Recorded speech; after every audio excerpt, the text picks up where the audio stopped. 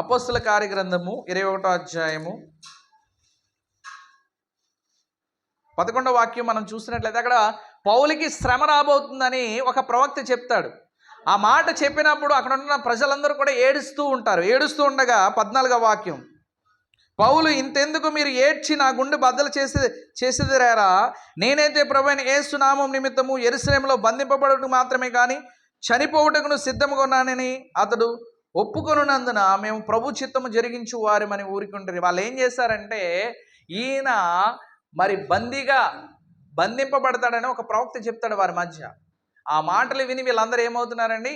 ఏడుస్తున్నారు. ఎందుకని? భౌతికంగా పౌలు దూరం అయిపోతాడని. మనం కూడా కొన్ని సందర్భాల్లో భౌతికంగా కొన్ని స్థలాలు వదులుకోవడానికి బాధపడుతూ ఉంటాం. అయితే ఈయన ఏమంటున్నాడంటే, నేను చావడానికైనా సిద్ధమే, బంధింపబడడానికైనా సిద్ధమే, దేవుని చిత్తమును జరుగునుగా కానీ ఊరుకుంటారు వాళ్ళందరూ. కాబట్టి మన జీవితాల్లో ఎన్ని ఆపదలు వస్తున్నాయి అనేది కాదు, ఆపద వస్తుందన్నా మనం రెడీ అయి ఉండాలి. దేనికోసం? దేవుని చిత్తము చేయడం కోసం.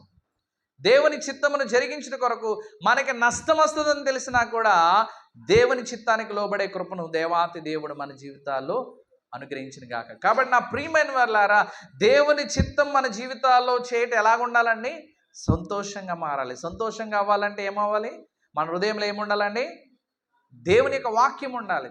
ఆయన చిత్త ప్రకారమును ప్రవర్తించడం నేర్పించమని ప్రార్థన చేయాలి. ఆయన చిత్తము చేయడానికి మన శరీరం ఏం చేయదండి? అంగీకరించదు, లోబడదు. అయినా కూడా నీవు దేవుని చిత్తానికే లోబడాలి. కాబట్టి ఎవరు ఆయన చిత్తాన్ని నెరవేర్చేవారంటండి?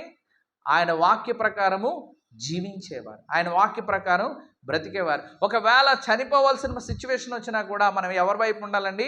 దేవుని చిత్తం వైపే ఉండాలి. అటువంటి కృపను పరిశుద్ధ ఆత్మ దేవుడు మనందరి జీవిత దయచేయునుగాక.